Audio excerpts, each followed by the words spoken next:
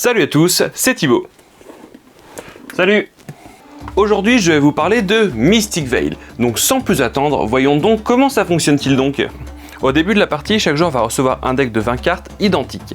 Nous mettrons aussi en place une réserve de points de victoire qui dépendra du nombre de joueurs.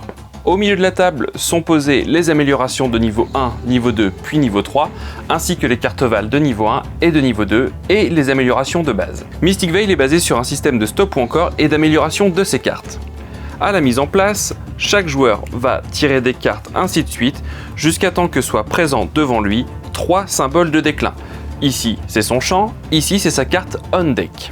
Quand vient son tour, le joueur a la possibilité de mettre sa carte on deck dans son champ et de retourner immédiatement la carte suivante. Malheureusement, s'il révèle un 4e symbole de déclin, son tour s'arrête, il retourne son petit jeton mana face visible, il défausse toutes ses cartes et son tour est désormais terminé. Si un joueur ne révèle pas plus de 3 symboles déclin, il peut ensuite passer à la phase de récolte. Durant cette phase, il pourra utiliser la mana présente dans son champ pour acheter des améliorations.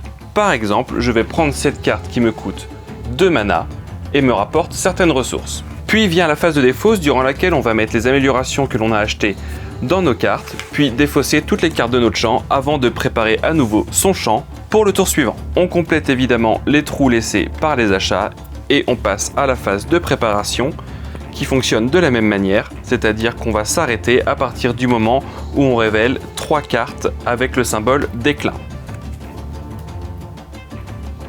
Les améliorations apportent différents bonus aux joueurs. Les points de victoire sur fond bleu sont gagnés immédiatement à partir du moment où le joueur met sa carte dans son champ et passe à sa phase de récolte. Les symboles esprits permettent d'acquérir des cartes Val qui offrent des bonus pour toute la partie ou des points en fin de partie. Certaines améliorations apporteront de nouveaux symboles déclin qui pourront être annulés grâce au symbole croissance.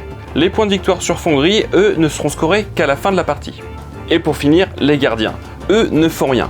Par contre, si sur une carte vous avez plusieurs améliorations dont une qui vous permet de faire effet grâce au gardien, cela peut devenir très puissant. Plus la partie va avancer, plus vos cartes seront puissantes et vous permettront de récolter des points de victoire, de la mana pour acheter de nouvelles cartes et des symboles esprits pour acquérir les puissantes cartes Val. Vous pourrez aussi bénéficier du bonus de mana qui est octroyé lorsque l'on passe son tour à cause du déclin.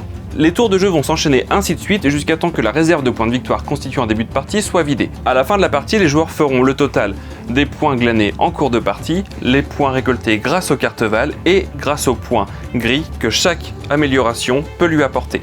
Le joueur qui a le plus de points de victoire est déclaré grand vainqueur. Voilà, vous en connaissez un petit peu plus sur Mystic Vale. C'est un jeu qui renouvelle le deck building grâce à son card crafting system, qui vous donnera une expérience de jeu complètement inédite à chaque partie. Comme d'habitude, si vous avez la moindre question, n'hésitez pas à la laisser en commentaire. Si vous n'êtes pas encore abonné à la chaîne, faites-le tout de suite. On se retrouve très bientôt pour une nouvelle vidéo. En attendant, jouez bien, à bientôt, ciao!